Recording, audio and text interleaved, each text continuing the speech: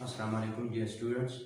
पिछली क्लास में हम मिक्सचर के बारे में पढ़ चुके हैं, फिर difference between compound and mixture इसके बारे में पढ़ चुके हैं। आज हम पढ़ेंगे एटॉमिक नंबर के बारे में। एटॉमिक नंबर क्या चीज़ है, लेकिन इससे पहले अगर आप देखिए एटम जो है, हमने एटम के बारे में भी पढ़ चुके हैं। Atom is the smallest particle of matter.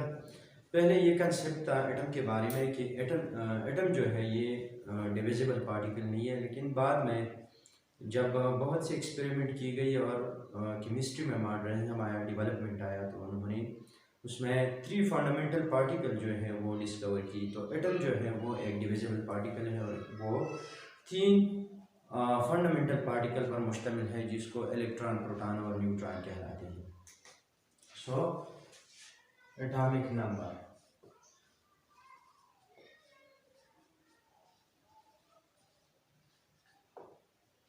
यहाँ हम उर्दू में कहते हैं इटमी नंबर। इटमी नंबर कहलाता है। अब इटमी नंबर, इसमें हम एटम के बारे में पढ़ेंगे, किसी भी एलिमेंट के एटम के बारे में कि एटम में उसका एटॉमिक नंबर जो है, या इसमें कितने नंबर ऑफ प्रोटॉन है या इलेक्ट्रॉन है। सो एटम कंसिस्ट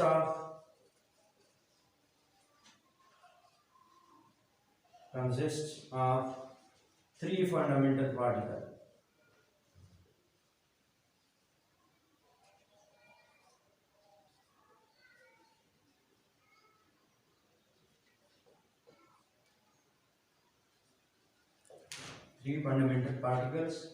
इसमें number 1 electron,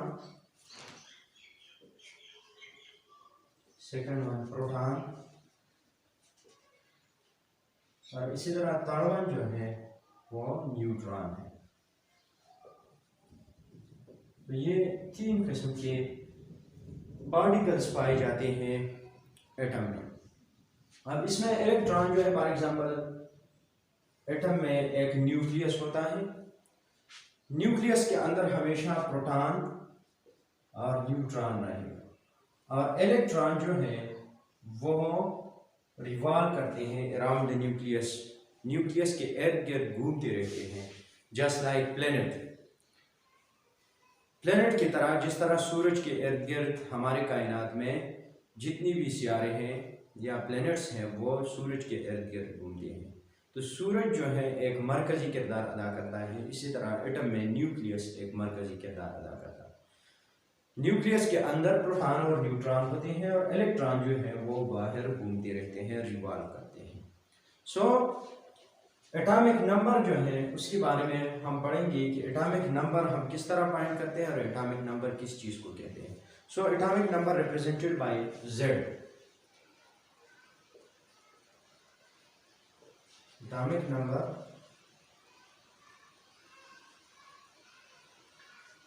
represented by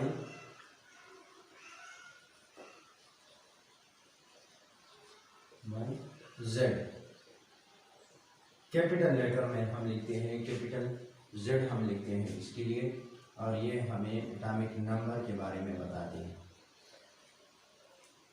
so definition क्या है कि the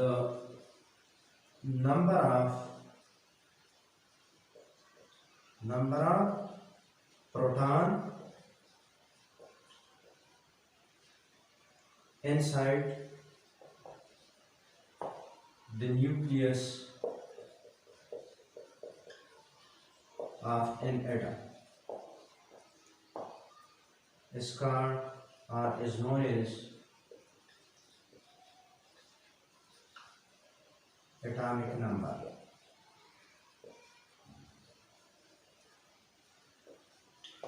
So the number of proton inside the nucleus of an atom is known as atomic number। यानी किसी भी एटम के न्यूक्लियस के अंदर जितनी भी प्रोटॉन है उसके तादाद को हम एटॉमिक नंबर कहते हैं। इसको हम Z से रिप्रेजेंट करते हैं। फॉर एग्जांपल हाइड्रोजन, तो हाइड्रोजन का एटॉमिक नंबर जो है वो Z = 1, यानी इसमें एक प्रोटॉन है इनसाइड द न्यूक्लियस, तो इसलिए इसका एटॉमिक नंबर जो है वो 1 है, Z इज इक्वल टू 1। इसी तरह आप कार्बन को देखिए, carbon is equal to Z is equal to 6। तो इसका मतलब है कि कार्बन में 6 प्रोटॉन है। लेकिन ये डिफिनीशन हम इस तरह भी कर सकते हैं कि the number of proton are the number of electron, यानी इलेक्ट्रॉन और प्रोटॉन की तादाद को, यानी या इलेक्ट्रॉन की तादाद को या प्रोटॉन की तादाद को एटॉमिक नंबर कहते हैं या एटमी नंबर कहलाता है। इसकी वजह क्या है? वजह यह है कि हम पढ़ चुके हैं कि atom is a neutral particle. Atom जो है वो एक न्यूट्रल पार्टिकल है, is a neutral particle.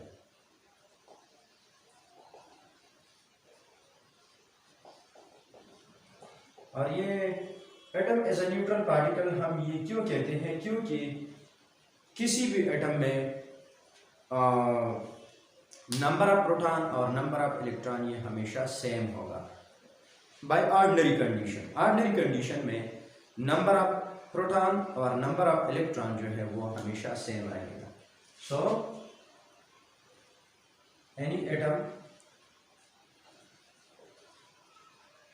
Have same number of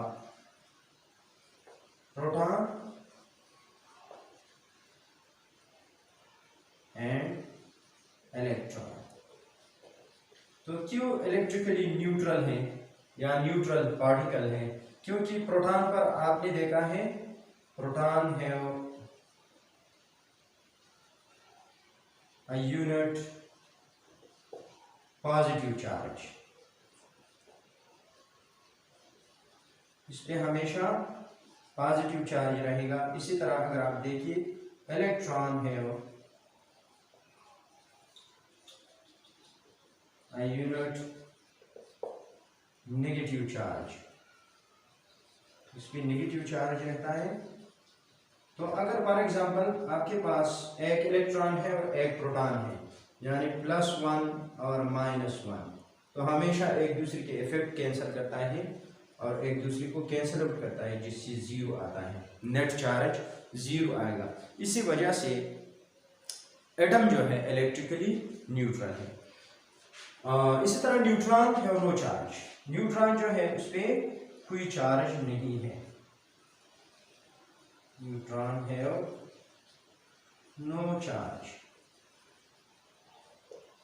so conclusion क्या है कि हम इसी तरह भी कह सकते हैं कि the number of electron present around the nucleus and shells of an atom is also called atomic number. यानी किसी भी एटम के शेल में जितनी भी नंबर ऑफ इलेक्ट्रॉन मौजूद हैं उसको भी हम एटॉमिक नंबर कहते हैं। यानी the number of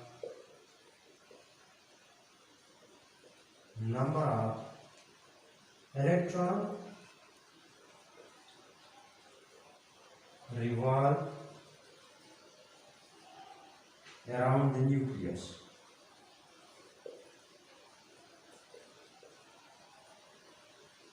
of an atom is called atomic number। तो अगर आप कहें कि number of proton inside the nucleus is called atomic number, या आप कहें कि the number of electron revolve around the nucleus is called atomic number, दोनों ही डिफिनीशन ठीक है। और इसी तरह हम कह सकते हैं कि द नंबर ऑफ प्रोटॉन और the number of electron is also called atomic number. For example आपके पास सोडियम है, hydrogen is equal to 1, carbon is equal to 6, sodium is equal to 11। इसी तरह और भी एग्जांपल है, chlorine Cl is equal to 17। तो ये सारे के सारे आपके पास एटॉमिक नंबर को शो करते हैं, ये Z को शो करते हैं। इसके बाद है मास नंबर या कीमियाती नंबर।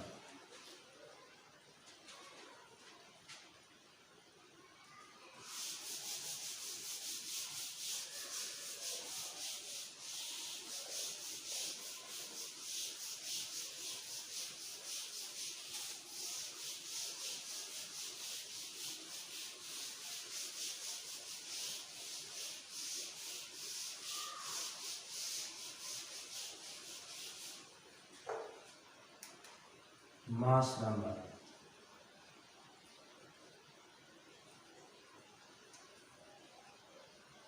या एटॉमिक मास रिप्रेजेंटेड बाय ए, और उर्दू में कहलाते हैं कीमियाती नंबर, कीमियाती नंबर, मास नंबर या एटॉमिक नंबर। सो जिस तरह हमने पढ़ा कि एटम के न्यूक्लियस में न्यूट्रॉन और प्रोटॉन मौजूद होते हैं, इसीलिए ये मैटर है तो इसका एक वज़न होता है। जिस तरह हमने मैटर का डिफिनीशन पढ़ा है, तो डिफिनीशन के मुताबिक ये पार्टिकल्स हैं, तो पार्टिकल्स का एक ख़ास वज़न होना चाहिए, वेट होना चाहिए। इसी वजह से किसी भी एटम की एक मखसूस मास होता है, यानी मास जो है द नंबर ऑफ पार्टिकल को कहलाते हैं किसी भी एटम बॉडी के अंदर। So the total number of the sum of total number of the sum of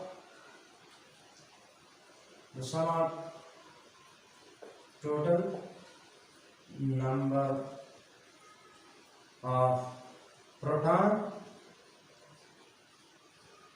and neutron is called mass number or atomic number, atomic mass, sorry, or atomic mass। तो दोनों कहलाते हैं the sum of total number of proton and neutron is called mass number। तो ये आसान सा definition है। इस तरह भी आप कह सकते हैं the sum of total number of proton and neutron present inside the nucleus of an atom is called mass number और एटॉमिक मास कहलाता है। अब एटॉमिक मास हमें क्या शो करते हैं कि mass number is equal to number of proton plus number of neutrons किसी भी एटम के लिए। तो ये एक छोटा सा इक्वेशन है, फार्मूला है कि number of proton plus number of neutron जो है वो हमेशा मास नंबर के बराबर रहेगा या एटॉमिक मास के बराबर रहेगा। इसी तरह एटॉमिक नंबर के बारे में, एटॉमिक नंबर जो है यहाँ पर लिखूंगा एटॉमिक नंबर। इससे पहले एटॉमिक नंबर हमने पढ़ा, इसको हम इसी तरह भी लिख सकते हैं atomic number is equal to number of proton are, इसमें यह है आर, नंबर ऑफ इलेक्ट्रॉन। उसमें सम नहीं है, यहां पर सम नहीं है एटॉमिक नंबर में। प्रोटॉन और इलेक्ट्रॉन को हम कभी भी सम नहीं कर सकते, जमा नहीं कर सकते एटॉमिक नंबर की डिफिनीशन के मुताबिक। लेकिन एटॉमिक मास या एटॉमिक नंबर की डिफिनीशन के मुताबिक, मास नंबर की डिफिनीशन के मुताबिक प्रोटॉन और न्यूट्रॉन की तादाद को जब जमा किया जाता है तो उसको मास नंबर कहलाता है। अब मास नंबर रिप्रेजेंटेड बाय ए से रिप्रेजेंट किया जाता है, कैपिटल ए से रिप्रेजेंट किया जाता है। और यहाँ पर फॉर एग्जांपल आपके पास अगर देखिए तो हाइड्रोजन का जो मास है, hydrogen A is equal to 1। इसका मतलब ये है कि यहाँ पर एक प्रोटॉन है हाइड्रोजन के न्यूक्लियस के अंदर, यहाँ पर कोई न्यूट्रॉन नहीं है, तो इसीलिए यहाँ पर जो नंबर है हाइड्रोजन के साथ वो 1 के बराबर है। इसी तरह अगर आप देखिए कार्बन की, carbon is equal to A is equal to 12। तो इसका मतलब ये है कि 12 जो है number of proton plus number of neutron, इसके सम को कहलाता है। और ये कहाँ से आया? फॉर एग्जांपल आपके पास कार्बन के एटम है, उसमें proton is equal to 6, neutron is equal to 6, तो 6 प्लस 6 इज इक्वल टू 12, उससे 12 आया और 12 जो है ये कार्बन के एटॉमिक नंबर है। Here electron. तो हम किस तरह फाइंड करेंगे नंबर ऑफ न्यूट्रॉन को, ये हम बाद में पढ़ेंगे, लेकिन हम रिप्रेजेंट कैसे करेंगे एटॉमिक नंबर और मास नंबर को हम किस तरह रिप्रेजेंट करते हैं किसी भी एलिमेंट के लिए। For example, how to represent the Z यानी atomic number and A with an element या एटम लिखिए, इसके साथ हम किस तरह रिप्रेजेंट करते हैं। तो फॉर एग्जांपल, कोई भी एटम X है, कोई भी एटम X है या कोई भी एलिमेंट X है, इसी तरह तो उसके जो आपके पास जो ऊपर लेफ्ट साइड है उस पर हम A लिखते हैं कैपिटल, इस कॉर्नर पे हम लिखते हैं। इसी तरह नीचे लेफ्ट साइड कॉर्नर पे हम Z लिखते हैं। अब देखिए जो X है ये क्या शो करता है, X shows the symbol of atomic symbol, यानी किसी भी एटम के सिंबल को शो करता है। A क्या शो करता है, A represent the atomic mass,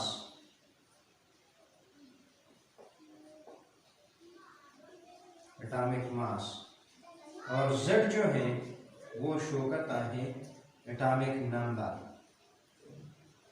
atomic number. तो पीरियोडिक टेबल में अगर आप देखिए, पीरियोडिक टेबल में जितनी भी एलिमेंट्स हैं उसको इसी तरह शो कर दिया गया है, उसके साथ एटॉमिक नंबर और एटॉमिक मास लिखा गया है। अब हम नंबर ऑफ न्यूट्रॉन को कैसे फाइंड करेंगे, इसी फार्मूले के तहत। फॉर एग्जांपल, किसी भी एटम में हमने ये पढ़ चुके हैं कि किसी भी एटम में नंबर ऑफ इलेक्ट्रॉन और नंबर ऑफ प्रोटॉन ये बराबर होते हैं, तब भी एटम जो है वो एक न्यूट्रल पार्टिकल होता है। तो आप डायरेक्टली क्या करें कि जो आपके पास मास नंबर है वो नंबर ऑफ प्रोटॉन से सब्ट्रैक्ट करें, यानी number of neutron is equal to mass number. आपके पास जो मास नंबर आता है माइनस नंबर ऑफ प्रोटॉन, उसी एटम के number of proton. For example, carbon है तो कार्बन का जो मास नंबर है वो क्या है, फॉर एग्जांपल कार्बन का हम नंबर ऑफ न्यूट्रॉन फाइंड करते हैं, तो उसके mass number is equal to 12। और हमने इससे पहले पढ़ा कि नंबर ऑफ प्रोटॉन इसमें 6 है या नंबर ऑफ इलेक्ट्रॉन इसमें 6 है। सो 12 माइनस 6 इज इक्वल टू 6। तो आपके पास नंबर ऑफ न्यूट्रॉन जो है वो 6 है कार्बन में। इसी तरह हम हर एक एलिमेंट के लिए फाइंड कर सकते हैं, और पीरियोडिक टेबल में जितने भी एलिमेंट्स हैं हम इसी तरीके से उसमें नंबर ऑफ न्यूट्रॉन फाइंड कर सकते हैं। Thank you. नेक्स्ट क्लास में हम पढ़ेंगे रिलेटिव एटॉमिक मास।